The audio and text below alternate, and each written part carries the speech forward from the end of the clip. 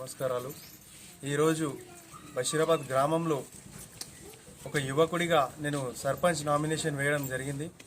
బషీరాబాద్లో సర్పంచ్ అభ్యర్థిగా నేను నిలబడ్డాను.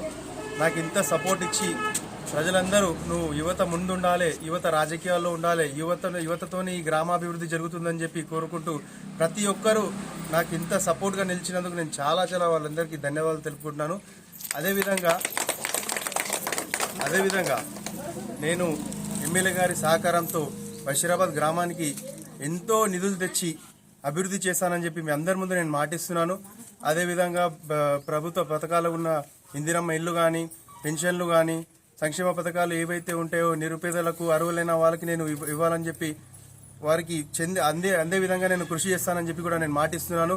అదేవిధంగా బషీరాబాద్లో ప్రతి వాడవాడలో, ప్రతి వార్డులో వారానికి ఒక వార్డు నేనే స్వయంగా వెళ్ళి తనిఖీ చేసి సమస్యలు నేను తెలుసుకొని వాటి పరిష్కారానికి కూడా నేను కృషి చేస్తానని చెప్పి నేను బషీరాబాద్ గ్రామ ప్రజలందరికీ నేను మాటిస్తున్నాను.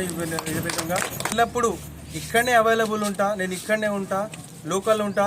అర్ధరాత్రి ఎప్పుడైనా మీకు ఏదైనా ఆపద వస్తే, సమస్య వస్తే కూడా నేను ఒక్క ఫోన్ కాల్ చేస్తే మీ అందరికి అందుబాటులో ఉండే నాయకుడిని నేను.